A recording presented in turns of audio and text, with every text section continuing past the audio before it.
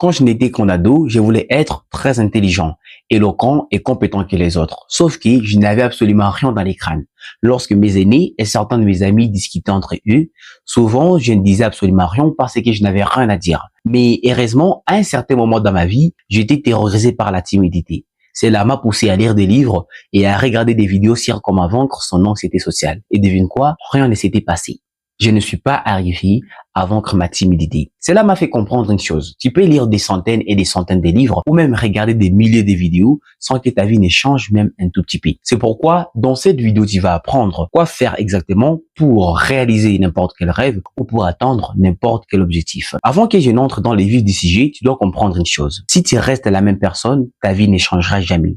Tu dois devenir une nouvelle personne. Tu dois changer de personnalité. Et pour le faire, tu dois changer ton identité. Avant que je ne te dise qu'est-ce qu'est l'identité et comment faire pour changer son identité, voyons d'abord pourquoi la lecture seule ne peut pas transformer la vie d'une personne. Aujourd'hui, sur les réseaux, il y a plusieurs mecs qui nous disent que la lecture des livres est l'un des moyens de réussir sa vie. Mais cette réflexion n'est vraie qu'à 30% ou moins que ça. Tu peux avoir lu des centaines de livres et avoir une vie médiocre. La qualité de ta vie ne se mesure pas par le nombre de livres que tu as lus, mais par les résultats qui en ont découlé. Dire que c'est la lecture des livres peut changer la vie d'une personne, c'est croire que quelqu'un peut être capable de nager sans se jeter dans l'eau. Nous vivons dans des mondes. Les premiers mondes, c'est les mondes spirituels. Nos pensées, nos croyances, nos idées, nos projets et tout ce qui va avec.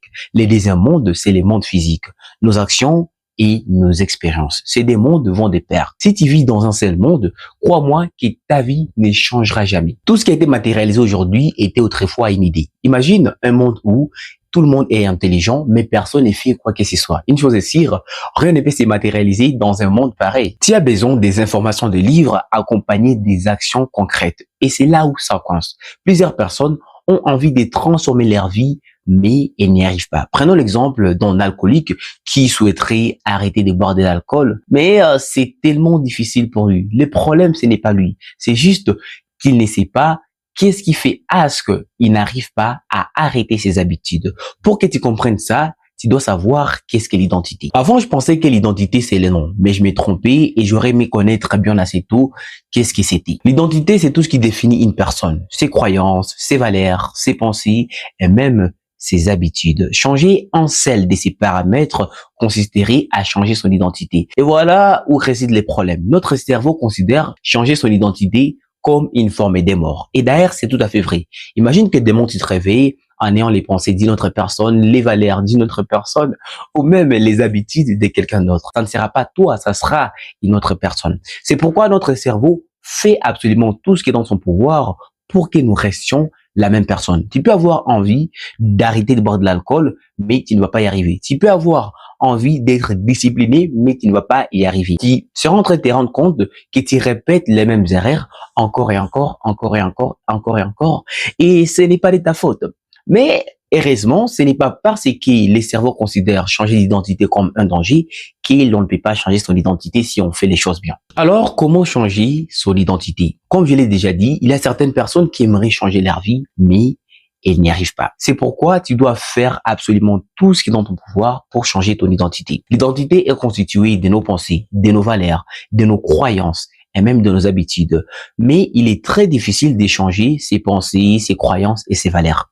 La preuve en est que quand quelqu'un est en désaccord avec toi, tu as tendance à adopter une position défensive. Tu augmentes les tons, tu parles hyper rapidement, ton rythme cardiaque s'accélère et plein d'autres signes qui peuvent surgir de nulle part. Comme c'est tellement difficile d'échanger ses pensées, il est alors préférable d'échanger ses habitudes parce que au moins les habitudes peuvent être échangées facilement. Tu sais déjà qu'est-ce que l'identité et comment changer son identité. Alors, voyons comment changer ses habitudes parce que c'est les moyens les plus faciles d'échanger son identité. Ton cerveau n'a besoin que de 21 jours pour qu'il enregistre une action comme faisant partie de toi. Si tu fais une action pendant 21 jours, il te sera facile d'accomplir cette action. Pour que quelque chose soit vraiment ancré en toi. Tu dois le faire pendant 64 jours. Mais 21 jours, c'est déjà mis. Changer ses habitudes n'est pas facile qu'il est paraît. En le faisant, tu crées un conflit entre les toi d'hier et la personne que tu veux devenir aujourd'hui. Quand on fait quelque chose de nouveau, on sent que ce n'est pas nous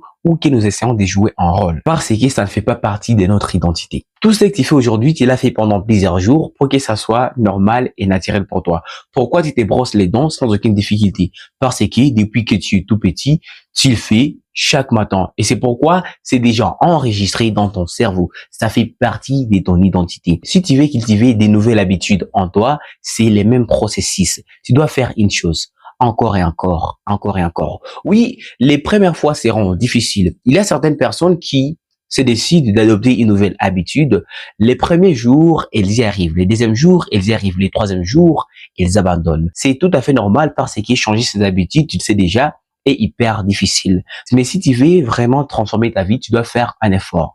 Applique une action pendant 21 jours et ça sera normal pour toi. Que ça soit faire du sport, lire un livre, aborder des inconnus, prendre la parole en public ou d'autres actions qui t'intéressent. Tu veux accomplir quelque chose dans ta vie, forge-toi des habitudes requises pour atteindre ces objectifs. Ne lâche pas, répète ça encore et encore, jusqu'à ce que ça soit naturel pour toi. Tu sais déjà tout ce qui est important sur l'identité et sur comment changer ses habitudes. Vois alors comment changer sa vie. Quand j'étais tout petit, je disais à tout moment que je serais millionnaire. À cette époque-là, je n'avais pas encore compris que pour devenir millionnaire, il ne suffisait pas tout simplement de parler, mais de passer à l'action.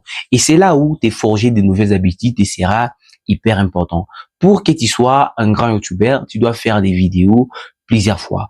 Pour que tu sois un bon orateur, tu dois prendre la parole en public plusieurs fois. Et qu'est-ce qu'on doit faire pour arriver à ces niveaux-là? On doit se forger des nouvelles habitudes. Tu te rappelles de ce que je t'ai dit? Nous vivons dans un monde, le monde spirituel et le monde physique. Si tu es hyper intelligent, mais tu ne fais absolument rien, dans la vraie vie, rien ne se passera. Si tu n'as rien dans la tête, mais tu aimerais quand même accomplir quelque chose dans la vraie vie, rien ne se passera non plus. C'est pourquoi il faut avoir de la connaissance et être prêt à passer à l'action, à faire les choses dans la vraie vie. Tu veux transformer ta vie, alors cherche un équilibre entre ces deux mondes, le monde physique et le monde spirituel. Alors, voici ce que tu dois éviter à tout prix si tu veux atteindre n'importe quel objectif ou réaliser n'importe quel rêve. L'intellectualisation.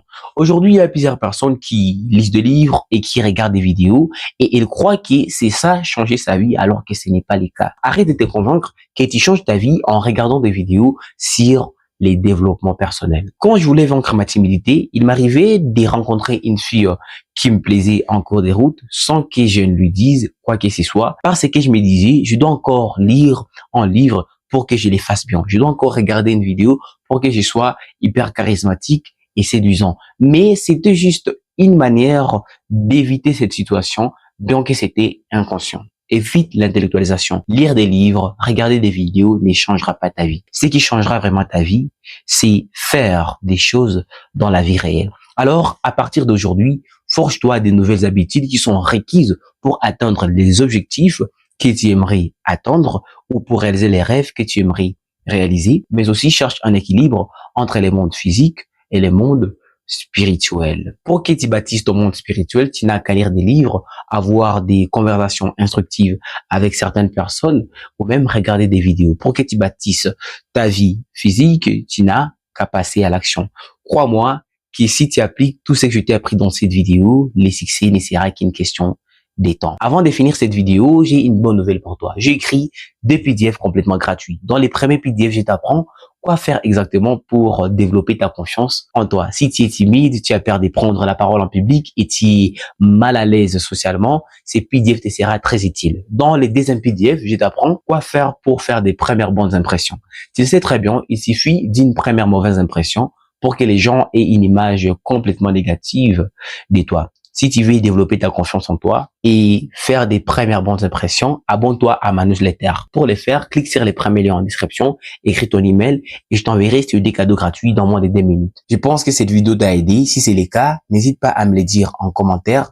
Abonne-toi à la chaîne et active la cloche pour ne pas rater mes prochaines vidéos. Si tu aimerais développer tes compétences en art oratoire, je te recommande de regarder cette vidéo dans laquelle je t'apprends tout ce dont tu as besoin pour t'exprimer avec une clarté incroyable. Sois pas con, change ta vie. On se retrouve prochainement dans une nouvelle vidéo. C'était Dankon.